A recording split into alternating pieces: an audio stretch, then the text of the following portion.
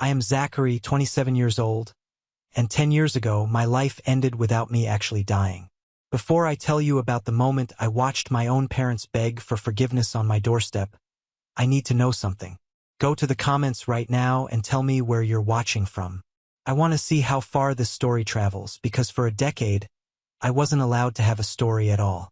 To understand why I didn't answer the door when they came crying, you have to understand the night they threw me out. I was 17. It was a Saturday. In the Miller household, Saturdays were a religion. My parents, Robert and Linda, were obsessed with image. We weren't just a family. We were a performance art piece for the neighborhood. Dad was the provider, the stoic pillar of the community who loved to talk about his salary and his investments. Mom was the glue, the perfect hostess who could bake a pie and gossip about the neighbors in the same breath. Then there was Jake, my older brother, who was essentially a carbon copy of my father but without the spine. And finally there was Anne, and was my adopted sister. My parents brought her home when she was 8 because the perfect family portrait needed a daughter to be complete. She was 16 that night. For years, I was the one who helped her with her math homework. I was the one who scared off the bullies when they made fun of her for being adopted. I was the good one. I was the safe one, or so I thought. That night was supposed to be a celebration of my parents' anniversary. The house was packed. Aunts, uncles, grandparents, the local pastor. Everyone who mattered in our small, suffocating town was there. The air smelled of expensive roast beef and my mother's overpowering perfume. I was in the kitchen, refilling the ice bucket, feeling good. I had decent grades, a girlfriend named Emma who I thought was the love of my life, and a college fund that was finally looking healthy enough to get me out of this town. I walked into the dining room, placing the ice on the sideboard. That's when I saw Anne. She was sitting at the kids' end of the massive table, but she wasn't eating. She was vibrating. That's the only way I can describe it. Her hands were gripping the tablecloth so hard her knuckles were white. She looked pale, clammy. "Anne," I whispered, leaning in. "You okay?" She flinched like I had burned her. She looked up at me, and her eyes were wide, filled with a terror I didn't understand. "I have to," she stammered. Her voice was too loud in the sudden lull of conversation. My father, Robert, stood at the head of the table, holding a wine glass. "And sweetheart, what is it? You want to make a toast?" The room went silent. 30 pairs of eyes turned to the 16-year-old girl trembling in her chair, and stood up. She looked at Mom. She looked at Dad. Then she looked at me. And in that split second, I saw something shift in her face. It wasn't fear anymore. It was calculation. It was survival. "I need to tell you all something," she said, her voice cracking perfectly. "Go ahead, honey," Mom cooed. "We're all family here. I'm pregnant," and whispered. The silence that followed was heavy, instantaneous, and suffocating. You could hear the grandfather clock ticking in the hallway. My father's smile froze.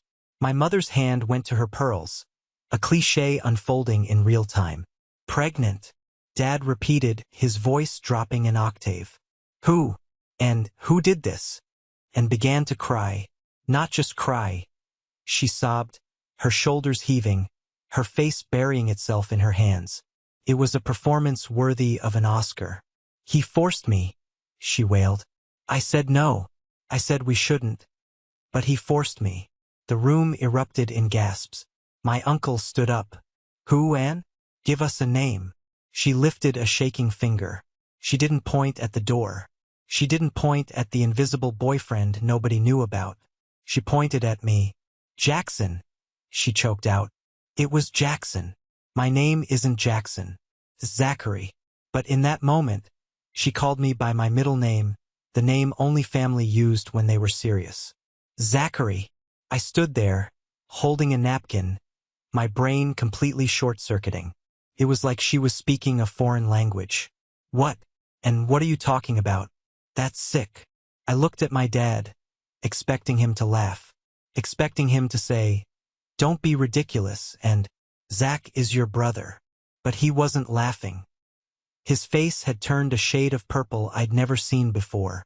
The veins in his neck were bulging. He looked at me and I didn't see recognition.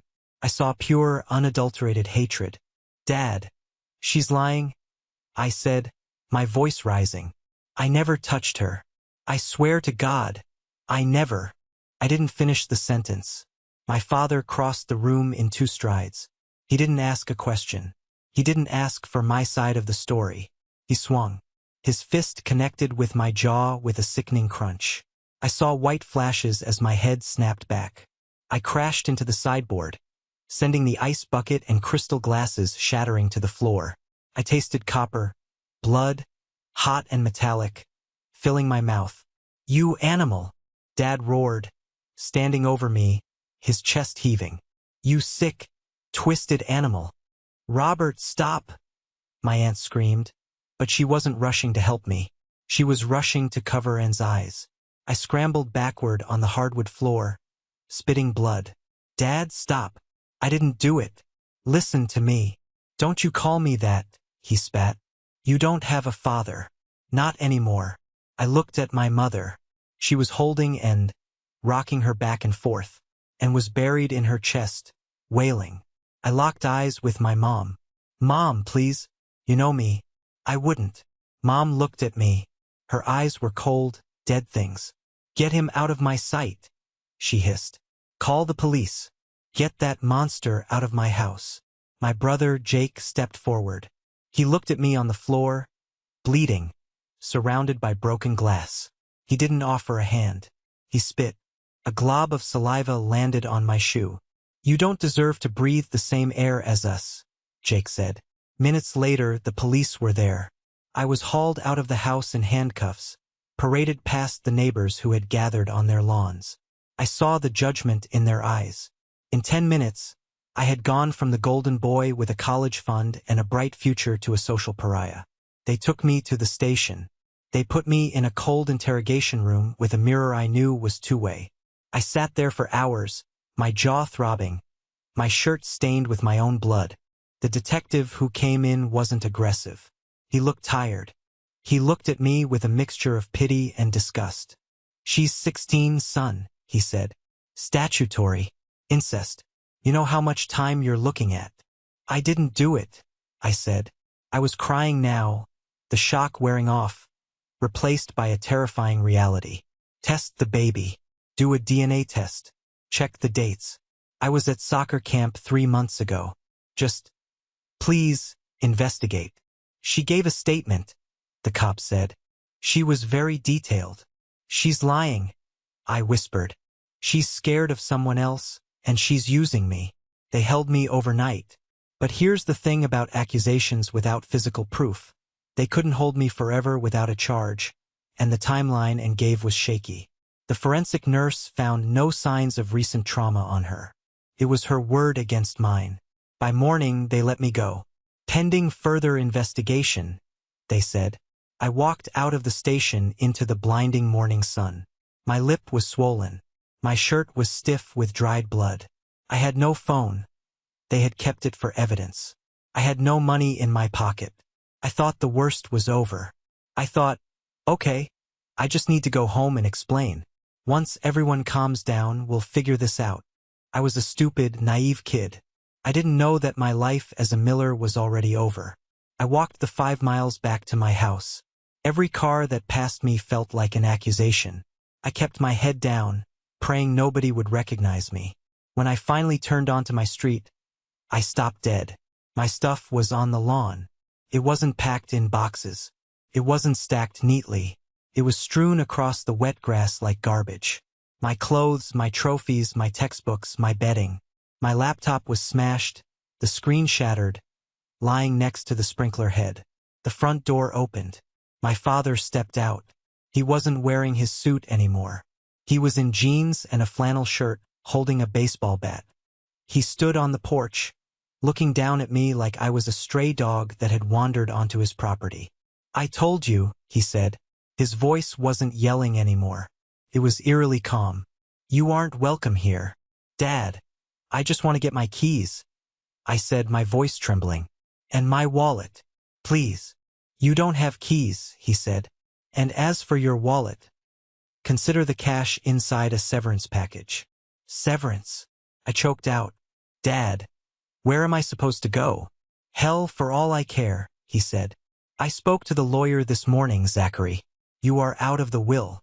The inheritance? Gone. The college fund? Frozen. You are not a Miller. I am going to erase you from every document that ties you to this family. Mom! I yelled past him.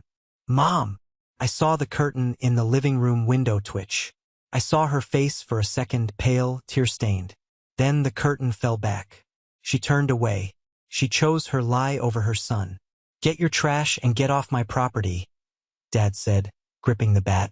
If you're not gone in 5 minutes, I'm calling the cops and telling them you're trespassing and threatening us. I scrambled to gather what I could. I found my backpack. I shoved some clothes in it. I found my wallet lying in the mud. I opened it. $200. That was it. That was my net worth. I ran to my car. An old sedan I had bought with my own money from summer jobs. Thank God the keys were in the ignition. Dad must have thrown them there. I started the engine, the sound of it sputtering to life, the only familiar thing in a world that had turned upside down. I backed out of the driveway, looking at the house one last time. My father stood on the porch, watching me leave, like a guard dog protecting the castle from a virus. I drove. I didn't know where I was going. I just drove until the house disappeared, until the neighborhood disappeared. I pulled into a gas station parking lot 2 towns over. My hands were shaking so hard I couldn't grip the steering wheel. I needed to hear a friendly voice. I needed Emma. I went to the payphone. My cell was still with the cops, and dialed her number. I knew it by heart. It rang twice. Then someone picked up. Hello. It was Emma. Her voice sounded thick, like she had been crying. Emma. I breathed. It's me. It's Zach. Zach. She gasped. Oh my God. Where are you? I don't know, I said. I'm at a gas station. Emma, you have to believe me. And is lying. I never touched her. I know, she whispered. My heart stopped. You know. I know you, Zach, she said, sobbing now. You're the guy who cries during movies. You're the guy who saves spiders. I know you didn't do it. Thank God, I said, leaning my forehead against the cold metal of the payphone box. Okay, look, I need help. Can I come over? Just for a night. Silence. Emma, my parents, she stammered. They know about the arrest. The whole town knows, Zach. It's all over Facebook. People are saying you're a predator. But you know I'm not. My dad said if I talk to you, he's cutting me off, she cried. He said he'll pull my tuition. He said he'll call the police if you come near the house. I felt a cold pit open in my stomach. So, what are you saying? I can't lose my family, Zach, she wept. I can't. I'm sorry. Please don't call again. Click. The dial tone hummed in my ear. A flat, monotonous sound that signaled the end of my life. My family disowned me. My girlfriend left me. My name was Mud. I got back in my car. I screamed. I screamed until my throat bled, pounding the steering wheel until my knuckles bruised. Then I cried. I cried for the boy who woke up that morning thinking about college applications. That boy was dead. I started driving again. I didn't have a map. I just drove west. I drove until the sun went down. I drove until the gas light blinked red. For the next week, I lived in that car. I learned very quickly what it means to be invisible. I parked in Walmart parking lots, sleeping with one eye open, terrified of a flashlight tapping on the window. I washed my face in gas station bathrooms using harsh brown paper towels. I ate cheap. A loaf of bread and peanut butter lasted 3 days. But the $200 was draining fast.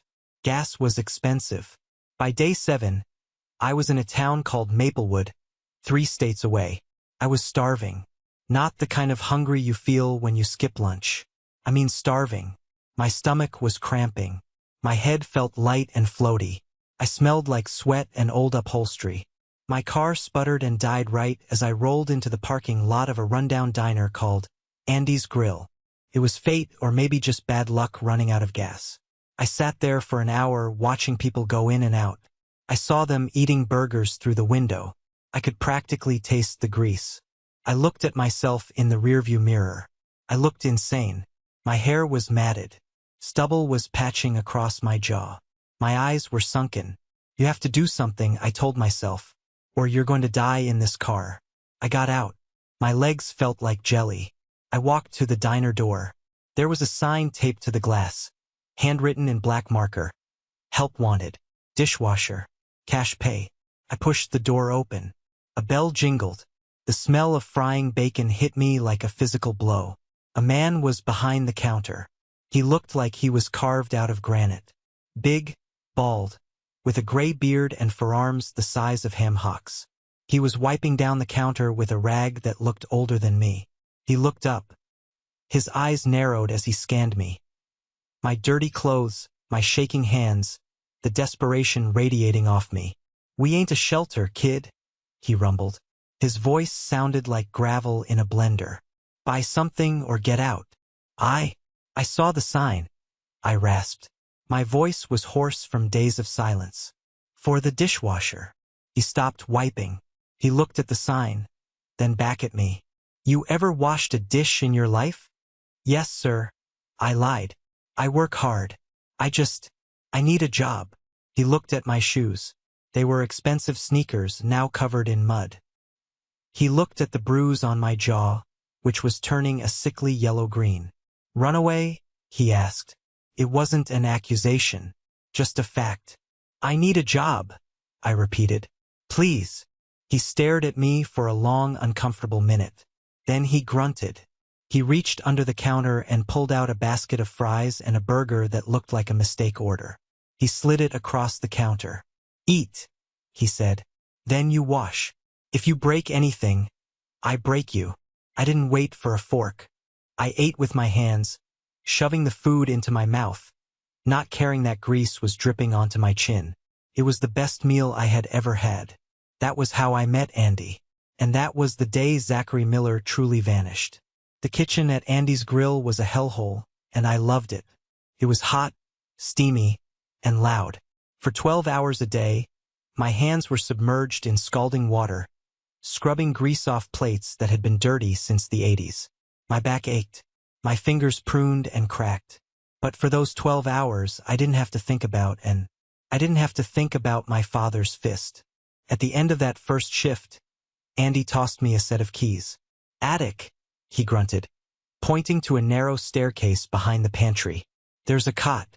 Don't smoke. Don't bring girls. Don't steal."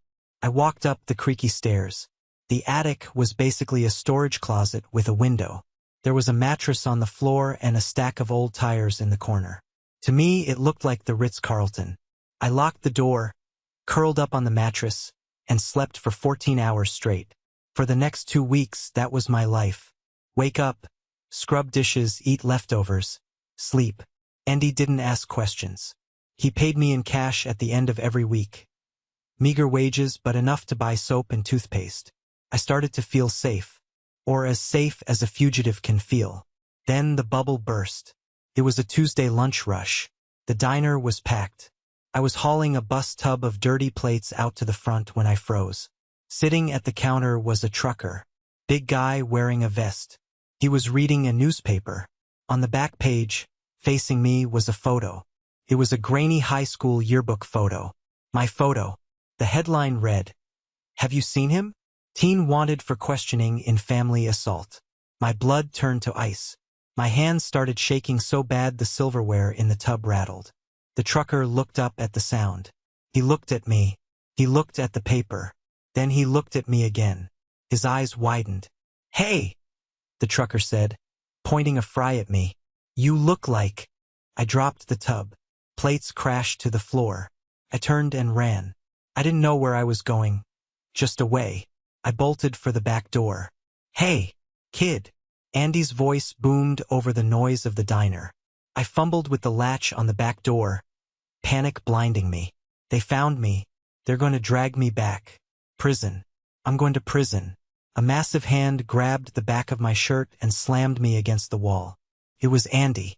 "Where is the fire, boy?" he growled. "Let me go." I screamed, struggling against his grip. I didn't do it. I swear.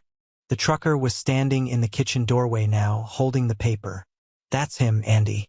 That's the kid from the paper. Says he attacked his sister. Andy looked at the paper.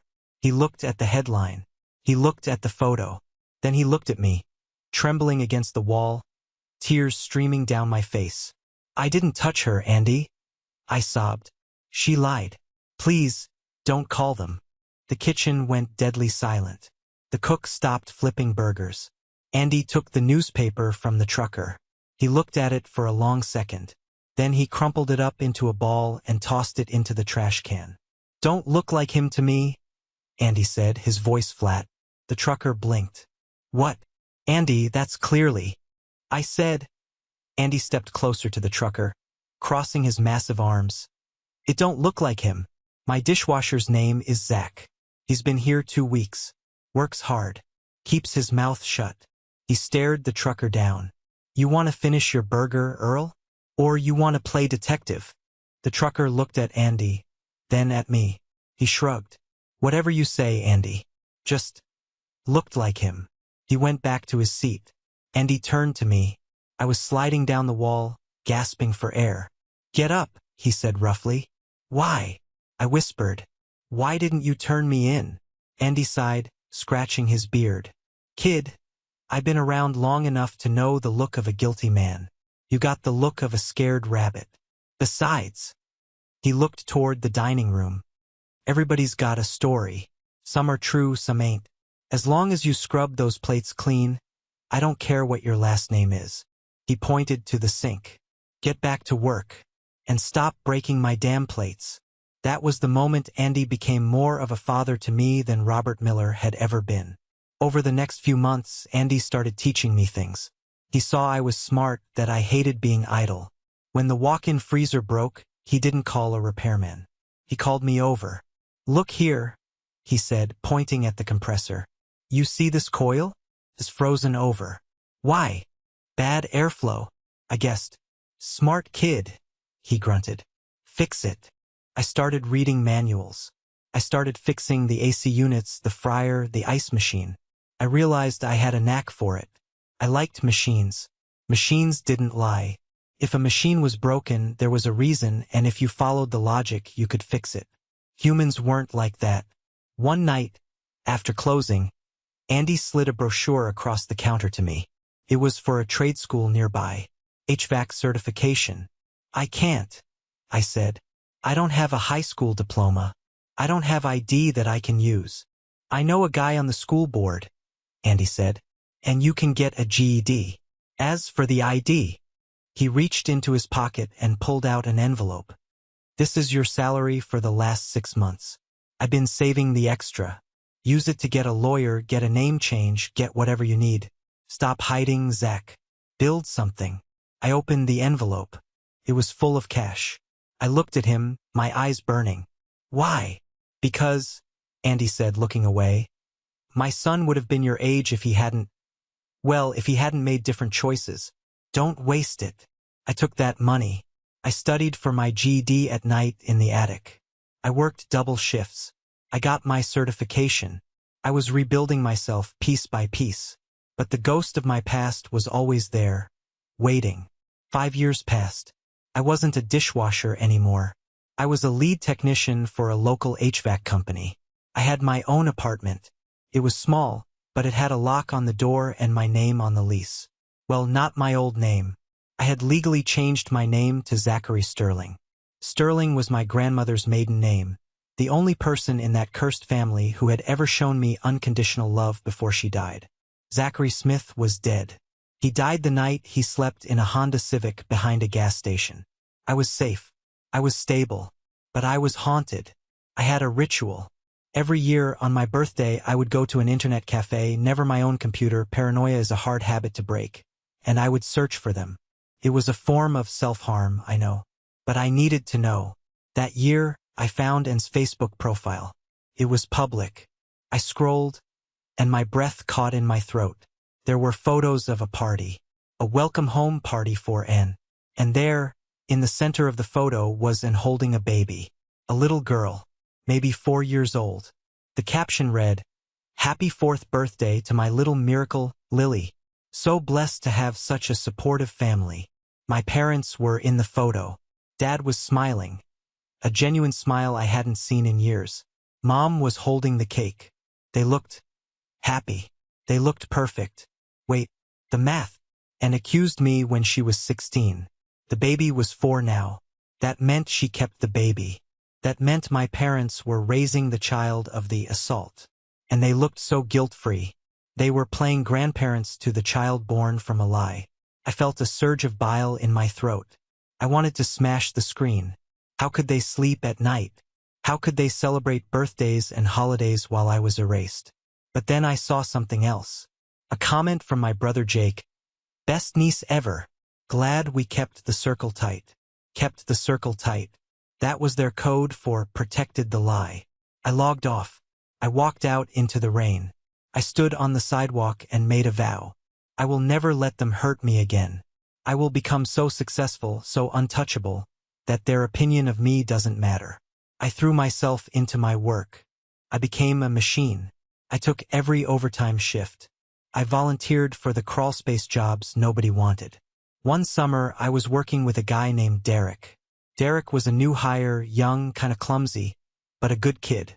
We were servicing a unit in a high-end mansion. The owner was a wealthy woman who watched us like a hawk. While we were packing up, the woman came screaming out of the kitchen. "My ring!" she shrieked. "I left my diamond ring on the counter. It's gone. You stole it." She pointed a manicured finger right at Derek. Derek went pale. "Ma'am, I was in the basement the whole time." "You're a thief," she yelled. "I'm calling the police. I'm calling your boss." I saw the look in Derek's eyes. It was the same look I had in the dining room 10 years ago. Pure terror. The realization that the truth doesn't matter when power is involved. I stepped in front of Derek. "Ma'am, nobody is calling anyone yet," I said, my voice low and steady. "Excuse me?" she snapped. "Empty your pockets." "We will," I said. "But first, I'm going to check the return vent in the kitchen." "Why?" "Because you have a high-velocity system," I explained calmly. "And if you put a light ring next to a return vent when the fan kicks on." I walked into the kitchen. I unscrewed the vent cover on the wall. I reached my hand deep into the ductwork. I felt around the dust and debris. My fingers brushed against something cold and hard. I pulled it out. A diamond ring. I held it up. "Is this it?" The woman went silent. She snatched the ring back. She didn't apologize. She just muttered, "Oh, well, get out." In the truck, Derek was shaking. "Man, you saved my life. I have a record, Zach. Stupid stuff from when I was a kid. If cops came, they would have pinned it on me for sure." I gripped the steering wheel. "I know, Derek. I know." That was the turning point. I realized I couldn't just work for someone else. I needed to build my own fortress. I used my savings. I took out a loan. I started Sterling Heating and Air. I started with 1 van, then 2, then 5. I was ruthless with quality. I hired guys like Derek, guys who needed a second chance but had good hands. We showed up on time. We didn't overcharge. In a town of scammers, integrity was a unique selling proposition. By the time I was 27, I had a fleet of 10 trucks. I had a receptionist. I had a reputation. I was making a salary that dwarfed what my father ever made. I bought a house, a real house with a yard for a dog I named Buster. I had done it. I had won. But victory is lonely. I had dated a few women, but I always pushed them away. As soon as things got serious, as soon as they asked about my family, I shut down. I couldn't risk it. I couldn't risk another Emma. I thought I was safe. I thought the wall I built was high enough. But walls don't stop phone calls. Life has a funny way of letting you think you've outrun the storm, just before the hurricane tears the roof off. It was a Tuesday in early November. I remember the date perfectly because I had just closed the biggest contract in the history of Sterling Heating and Air. We had secured the bid for a massive new commercial complex downtown. It was the kind of deal that meant financial security wasn't just a goal anymore. It was a reality. I was sitting in my office, staring at the signed contract. The ink was still wet. I should have been popping champagne. I should have been calling friends. But I was sitting there, listening to the hum of the server in the corner, feeling that familiar, cold hollow in my chest. Success is a strange thing when you have no one to share it with. You build a castle, but if you lock the gates to keep everyone out, it's just a really expensive prison. My receptionist, Sarah, buzzed in on the intercom. Zach. Her voice sounded hesitant. Sarah knew the rules. Never interrupt me during budget hours unless the building is on fire. I pressed the button. This better be good, Sarah. It's a woman, Sarah said, dropping her voice to a whisper. She says her name is Emma. She says she has information about your family. She sounds like she's crying, Zach. The pen I was holding snapped. Just like that. A clean break of black plastic, ink bleeding onto my thumb. Emma. The name hit me like a physical blow to the solar plexus. For 10 years, I had trained myself not to say that name. I had trained myself to forget the sound of her laugh, the way she smelled like vanilla, and the way she had whispered, "I can't lose my family," before hanging up on me and leaving me to die in a parking lot. Tell her to get lost, I snarled, wiping the ink off my hand with a tissue. Tell her if she calls again. I'm blocking the number. Zach, wait, Sarah pleaded. She said the police are involved. She said, and is in handcuffs. The world stopped spinning. The background noise of the office. The phones ringing, the technicians laughing in the break room, the traffic outside. All of it vanished. There was just the buzzing of the fluorescent light above me and the pounding of my own heart in my ears. Handcuffs. I looked at the phone. It was blinking red. One line. One connection to the past I had buried under layers of concrete and cash. I picked it up. My hand wasn't shaking. It was rock steady. That terrified me more than anything. This is Sterling, I said. My voice was a stranger's voice. Low. Metallic. Zach. I closed my eyes. Hearing her voice was like touching a live wire. It was older, deeper, stripped of the teenage innocence I remembered, but it was undeniably her. You have 30 seconds, Emma, I said. Start talking. I didn't think you'd answer, she stammered, her breath hitching. I'm sorry. I know I have no right. I know you hate me. 20 seconds. It's Anne, she rushed out. She's been arrested, Zach. It's all over. The lies. Everything. She's in the county jail. I leaned back in my leather chair, staring at the ceiling. What did she do? Shoplifting? DUI? No, Emma whispered. She did it again. She accused someone else. I sat up straight, the leather creaking beneath me. A cold chill ran down my spine, sharper than any winter wind. Who? I demanded. A man named David Kenderson, Emma said. He's a developer, wealthy, older, and was working as his assistant. Last week she went to HR. She went to the police. She told them he forced himself on her in his office. She told them she was pregnant. I felt nauseous. It was the same script, the exact same performance. The tears, the accusation, the pregnancy card. It was a play she had written 10 years ago, and I was the original cast member. Let me guess, I said, bitterness coating my tongue like acid. David is ruined. His wife left him. He's sleeping in his car. No, Emma said, and this time, there was a strange note in her voice. Awe? Fear? That's the thing, Zach. David isn't you. David was ready. What do you mean? He knew she was unstable, Emma explained. Apparently, she had been dropping hints, trying to blackmail him for a promotion and a raise for months. When she finally pulled the trigger and went to the cops, David didn't panic. He called his lawyer, a shark from the city. I listened, gripped by the story. I was imagining this man, this David Kenderson, standing tall where I had crumbled. He had cameras, Zach, Emma continued. Hidden cameras in his office. Audio recordings. He had proof that she came onto him, that he rejected her, and that she threatened to ruin him like she ruined her brother, if he didn't pay up. She said that. I whispered. She mentioned me? She was recorded saying it, Emma confirmed. When the police played the tape for her, she broke. She didn't just confess to framing David. She confessed to everything. The detectives pressed her. They pulled up your old file. They asked about the pattern. My throat felt tight, like a hand was squeezing it. And, she told them, Emma was crying now, audible sobs coming through the line. She told them about the night at the dinner table. She told them you never touched her. She told them the baby, Lily, isn't yours. Who? I asked. I needed a name. I needed a face to put on 10 years of nightmares. Who was the father? A guy named Vernon, Emma said. A local drug dealer she met behind the bleachers. He was 19. When she told him she was pregnant, he laughed at her.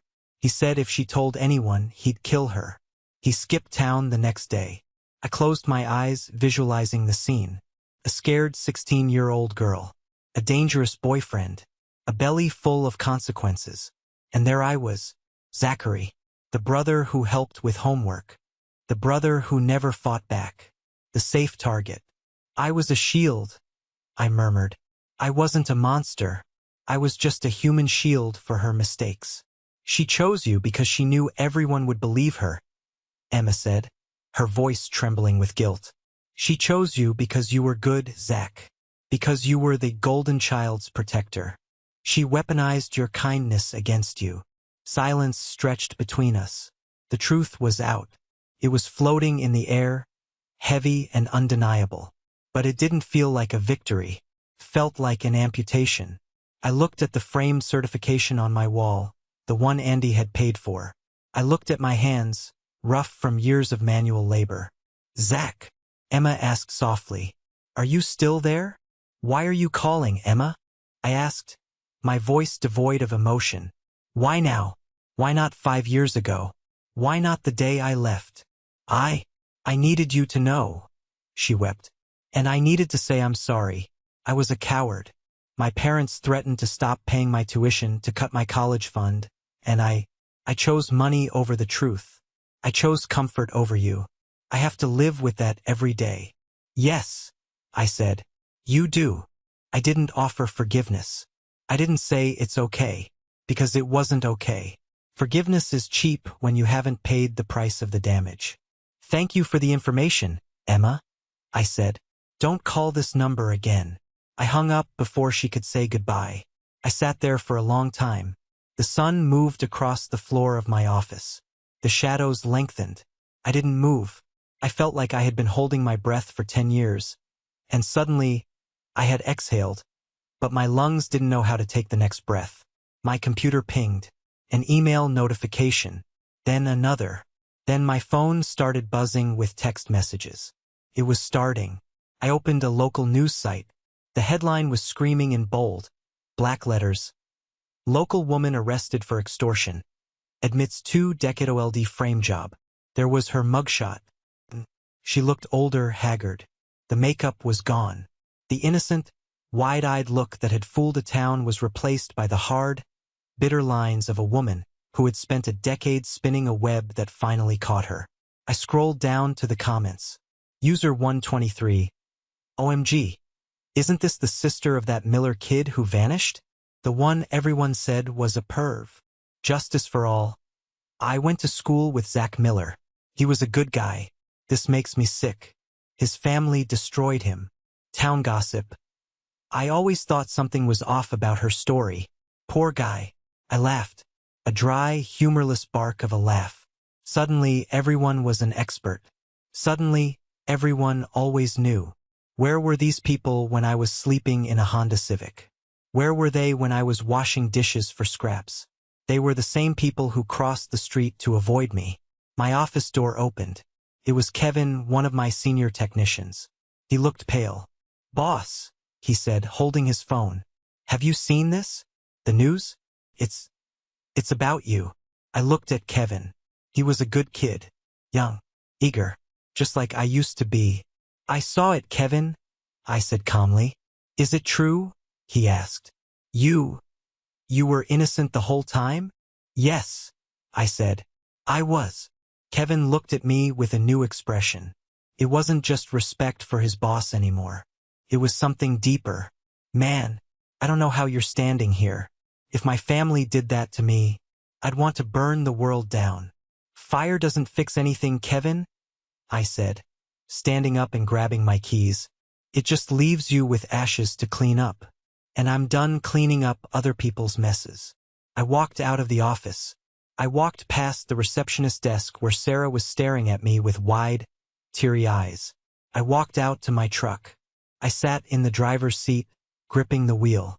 I thought I would feel vindicated. I thought I would want to drive to my parents' house and scream in their faces. I told you so, but I didn't. I just felt tired. A bone-deep exhaustion that sleep couldn't fix. My phone buzzed again. A voicemail. I checked it. It was from a number I didn't recognize. Played it. Mr. Sterling? This is David Kenderson. I believe we have a mutual enemy. My lawyer tells me your testimony could be the final nail in the coffin. I'm going for blood, Zach. I'm going for custody arrangements regarding her child. I'm suing for every penny of inheritance she might claim.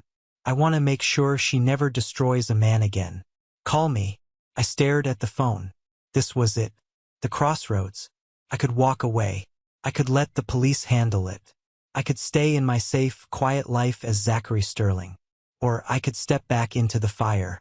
Not as a victim this time, but as a witness. As the hammer of justice. I looked at my reflection in the rearview mirror. The scared 17-year-old boy was gone. The man staring back had gray hairs at his temples and scars on his hands. I started the truck. I wasn't going to hide anymore. This is the moment that changed everything. The moment the weight of 10 years was lifted off my shoulders, not by a hug or an apology, but by the cold, hard truth revealed in a police interrogation room. I finally reclaimed my name, but the battle was far from over. If you have been listening this far, you are incredible. Please, do me a huge favor. Hit that like button and comment number 1 below. Let me know you're riding shotgun with me on this journey. It not only helps more people find this story, but it tells me that my pain wasn't for nothing, that it means something to you. Your support is the fuel that keeps me going as I prepare to face the people who erased me. When the truth comes out, it doesn't just set you free. It burns everything around you to the ground. In the weeks following Anne's arrest and confession, the house of Miller crumbled. Small towns are vicious. The same people who shunned me now turned their sights on my parents. Rumors flew. How could they not know? What kind of mother chooses an adopted daughter over her own son? I heard Robert lost his job. It was true. My father, the man who prided himself on his reputation, was let go. His company didn't want the bad PR of employing a man who facilitated the framing of his own child. The divorce rumors started swirling around my brother Jake, whose wife apparently didn't like being married to a coward. I watched it all from a distance. I felt like a god watching a city burn. Then they showed up. It started with Mom. I was at my warehouse, supervising the loading of a new shipment of AC units. The security guard at the gate radioed me. Mr. Sterling? There's an older lady here. Says she's your mother. I tightened my grip on the clipboard. Let her in, but escort her. I waited in the loading bay. A few minutes later, a sedan pulled up. My mother stepped out. She looked small. The imperious woman who ruled the dinner table was gone. She was hunched. Her hair was graying. She was holding a Tupperware container. She walked up to me, her eyes filling with tears. Zachary, she breathed. I didn't move. I stood there in my work boots and Sterling HVAC polo shirt, arms crossed. It's Zachary Sterling now. She flinched. Oh, yes, I heard. She lifted the container. I made your favorite, chicken casserole. I thought, maybe you were hungry. I looked at the casserole. The absurdity of it almost made me laugh. 10 years of hell and she brings a casserole.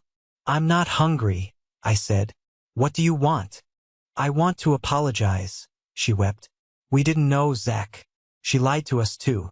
She was so convincing. We were victims too. Victims?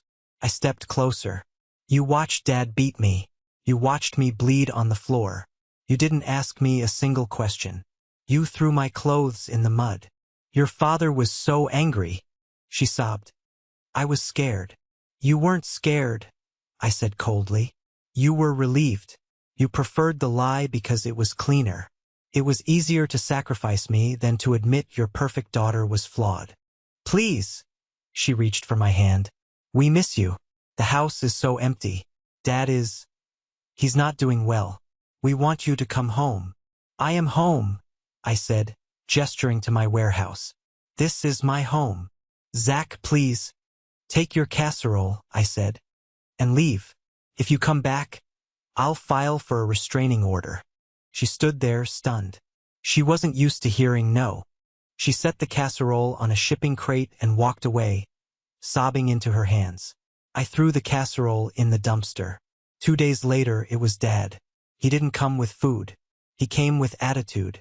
He barged into the reception area, bypassing Sarah. I heard the commotion and opened my office door.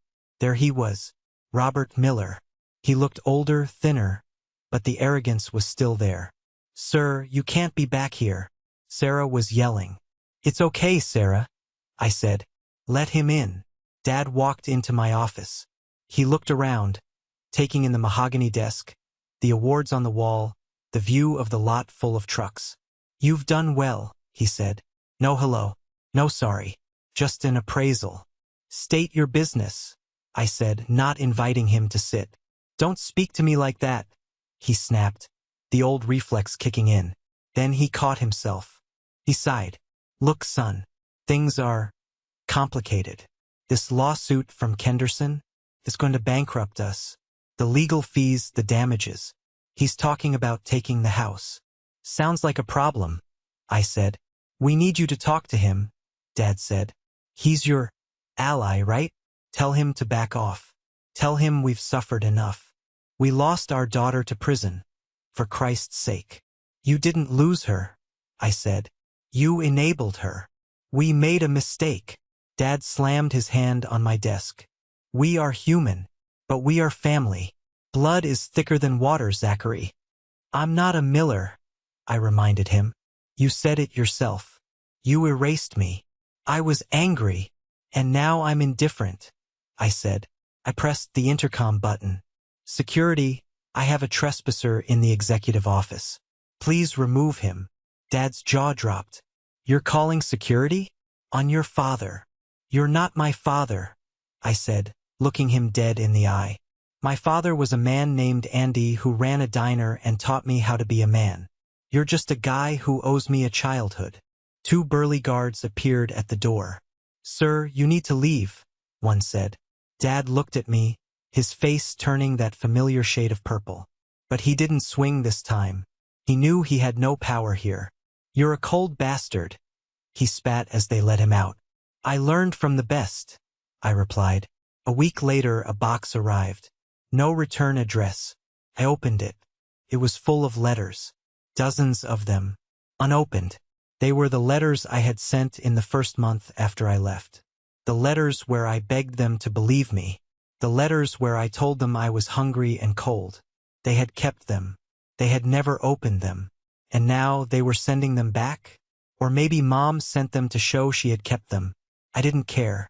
I took the box to the warehouse floor. I threw it into the incinerator we used for trash. I watched the flames curl around the envelopes. I watched my desperate, teenage words turn to ash. I thought that was the end of it. I thought I had burned the bridge completely.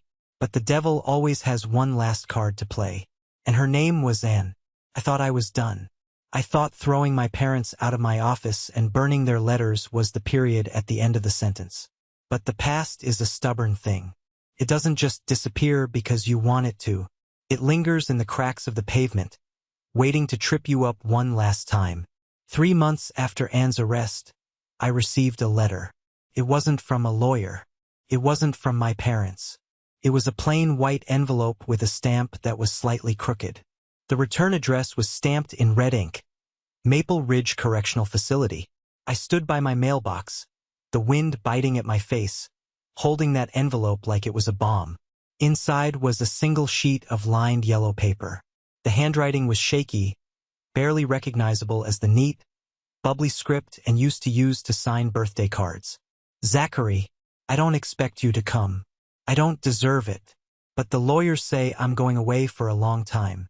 There are things you don't know. Things about the family. Things about Lily. Please, 1 hour. That's all I ask. And I read it twice. Then I crumpled it up and threw it in the trash. I went inside, fed my dog Buster, and turned on the TV. But I couldn't focus. The name Lily kept flashing in my mind. The little girl I had seen in the Facebook photos. The innocent child living in a house built on lies. Things you don't know. Curiosity is a curse. But so is silence. If I didn't go, I would wonder for the rest of my life what she had to say. A week later, I took a day off. I didn't tell anyone where I was going. Not Sarah. Not my guys. I drove 2 hours north, deep into the rural wasteland where they keep the people society wants to forget. The prison was gray concrete and razor wire, sitting in the middle of a dead cornfield. The air smelled of diesel fumes and desperation. I went through security. I surrendered my phone, my keys, my wallet. I felt naked without them. The guards patted me down with indifferent hands. Visitor for inmate 8940, the guard grunted. Booth 4. I walked into the visitation room. It was cold. A long row of plexiglass windows separated the free from the caged. I sat down at booth 4. The plastic chair was hard and bolted to the floor. A few minutes later, a door buzzed on the other side, and walked in. I barely recognized her. The golden hair was dull and pulled back in a severe bun. Her face, once plump with youth and arrogance, was gaunt. Her skin was sallow. She looked 20 years older than 26. She sat down. She didn't look at me. She picked up the receiver. I picked up mine. You came, she said. Her voice was tinny through the phone, stripped of its old musical quality. I had a free afternoon, I lied. My voice was steady, cold. You said you had information. Talk. She looked up then. Her eyes were red-rimmed. You look good, Zach. You look strong. I look like a man who survived, I said. Don't try to butter me up and we aren't siblings. We aren't friends. You are the person who stole 10 years of my life. Why am I here? She flinched. She looked down at her hands, twisting a piece of loose thread on her orange jumpsuit. I wanted to say I'm sorry, she whispered. I know it doesn't mean anything now, but being in here, stripping everything away, I see what I did. Why? I asked, the question that had burned a hole in my gut for a decade. Why me? I helped you with your homework. I defended you from bullies. I was the only one who truly treated you like blood. Why did you pick me to destroy? She let out a shuddering breath. Because you were safe. I stared at her. Safe. Vernon, the real father, he was scary, Zach. He had a gun. He told me if I named him, he'd hurt me. He'd hurt the baby. She looked at me, pleading for understanding. But you were Zach. You were the gentle one. You were the good son. I thought you would just deny it and Mom and Dad would handle it quietly. I thought maybe they'd send me away for a while or get me an abortion. I didn't think. You didn't think they would throw me out like garbage? I finished for her.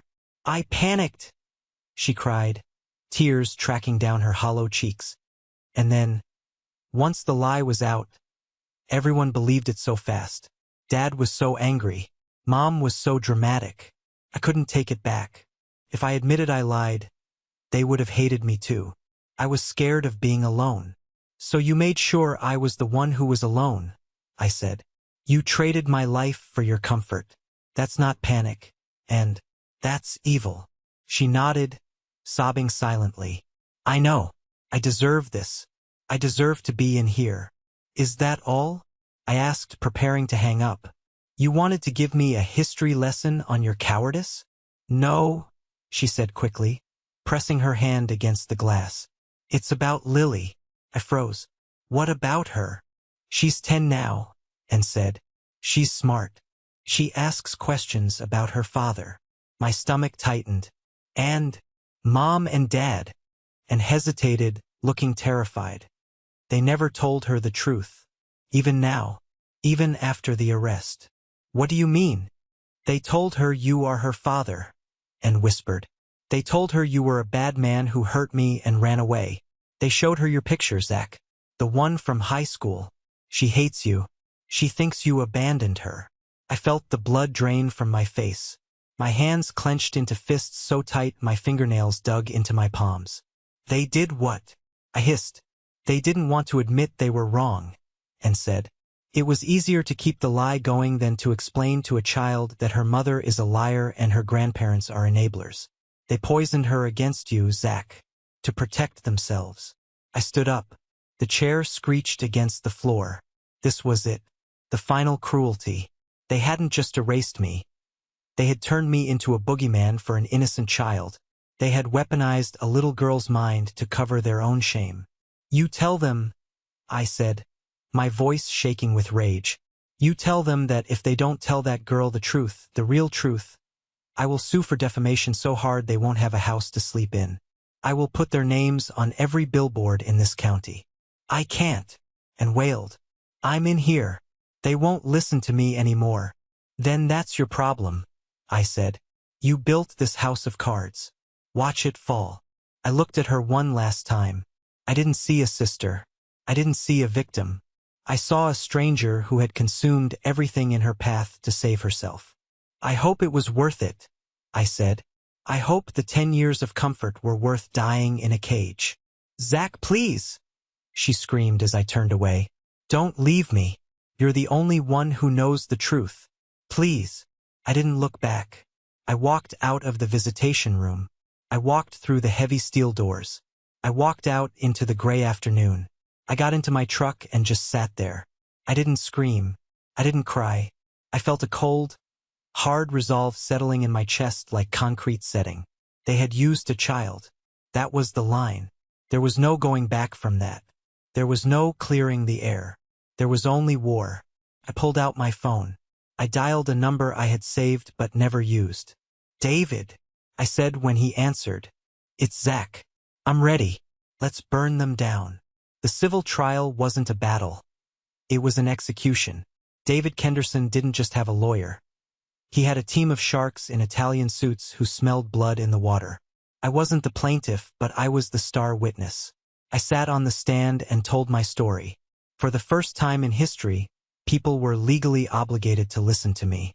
I looked at the jury, 12 strangers, and I told them about the night at the dinner table. I told them about the homeless nights. I told them about Andy. My parents were in the gallery. They looked like ghosts. Dad had lost so much weight his suit hung off him. Mom just stared at the floor, refusing to meet my eyes. When the verdict came down, it was swift, and was found liable for damages that would take her 3 lifetimes to pay off. But David didn't stop there. His team uncovered the financial fraud my parents had committed to cover Ann's legal bills, dipping into accounts they shouldn't have, hiding assets. The inheritance they had threatened to cut me off from, it was gone. The house? Liens were placed on it. They were stripped bare. But the real justice came quietly, in the form of a Child Protective Services investigation that David's lawyer triggered regarding Lily. It turned out that raising a child in a home built on pathological lies isn't considered a safe environment. Custody was awarded to a distant relative of Vernon's who was actually decent. Lily was going to be told the truth. Not by me, but by professionals who would undo the brainwashing. I walked out of the courthouse that final day, and the sun was shining. Felt different. The air tasted cleaner. David shook my hand on the steps. We did it, Zach. You did it, I said. I just told the truth. The truth is a weapon, he said. You wielded it well. Life moved on. And this time it moved forward. I met Rachel about 6 months later. She was a graphic designer I hired to rebrand the company fleet. I walked into the conference room, and she was laying out logo samples. She looked up, tucked a strand of dark hair behind her ear, and smiled. You must be the man who built the empire, she said. I'm just the guy who fixes the AC, I replied. We went to dinner that night.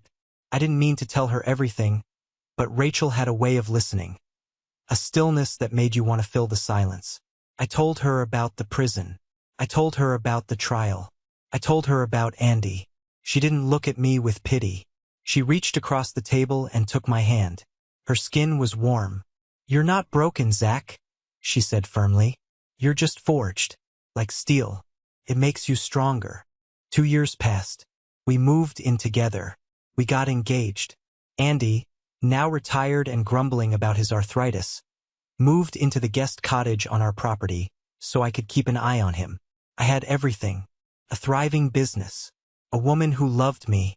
A father figure who respected me. A dog that adored me. Then came the final test.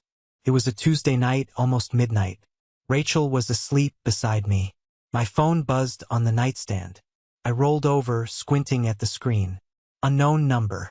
I knew. Somehow I knew. I slipped out of bed and went to the balcony.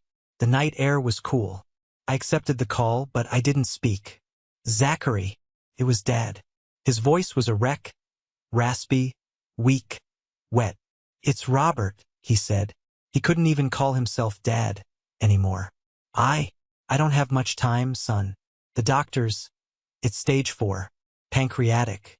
It moved fast. I listened to the sound of his breathing. It sounded like a rattle in a broken vent. "I'm scared, Zach," he whispered. The arrogance was gone. The rage was gone. All that was left was a dying old man terrified of the dark. "I don't want to die knowing you hate me. I don't want to leave this world with this distance. Please, can you come? Just for 5 minutes? I need to hear you say you forgive me. I need it for my soul." I looked out at the backyard. I saw the moon reflecting off the pool I had built. I saw the light on in the guest cottage where Andy was sleeping safe and sound. I thought about the boy spitting blood on the dining room floor. I thought about the cold nights in the Honda Civic. I thought about Lily, lied to for 10 years. Forgiveness. It's what movies tell you to do. They say it's for you, not them. They say you have to forgive to heal. But they are wrong. Sometimes, forgiveness is just permission for them to feel better about destroying you. He wanted absolution. He wanted me to wash his hands clean so he could face Judgment Day with a lighter conscience. He wanted to use me one last time as a priest, as a sanitizer. "Zachary," he wheezed. "Are you there? Please, son." "Robert," I said. My voice was calm, peaceful. "My father is sleeping in the guest cottage. You have the wrong number." "No, wait. Don't." I ended the call. Then I did something else. I blocked the number. I blocked Mom's number. I stood there for a moment waiting for the guilt, waiting for the regret. But it never came. Instead, I felt light, weightless. I walked back into the bedroom. Rachel stirred, opening one eye. "Who was that?"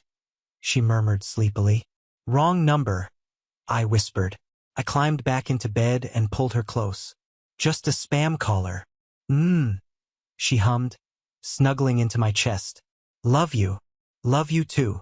The next week, I read the obituary in the paper. Robert Miller, 62. The funeral was private. I didn't go. I didn't send flowers. Instead, I took the day off. I took Andy and Rachel to a baseball game. We ate hot dogs. We screamed at the umpire. We laughed until our sides hurt. I looked at them. Andy wiping mustard off his beard, Rachel cheering for a home run, and I realized the truth. Biology is an accident. Family is a choice. They tried to erase me. They tried to turn me into a ghost. But they failed. I am not a ghost. I am a man who built his own world from the ashes of theirs. And in this world, there are no lies. There is only the truth we make for ourselves. This is where my story ends. But for me, it's just the beginning of a life that finally belongs to me. I walked through fire to get here, and I know many of you are walking through your own fires right now. Family trauma is a heavy burden, but you don't have to carry it forever. You have the power to put it down. You have the power to say no. If the story touched you, if you felt that anger and that ultimate peace, please do one last thing for me. Smash that subscribe button and share this video with someone who needs to hear it. Let's build a community of survivors who know that blood isn't always thicker than water. Thank you for listening. Thank you for believing me. I'm Zachary Sterling, and I'm signing off.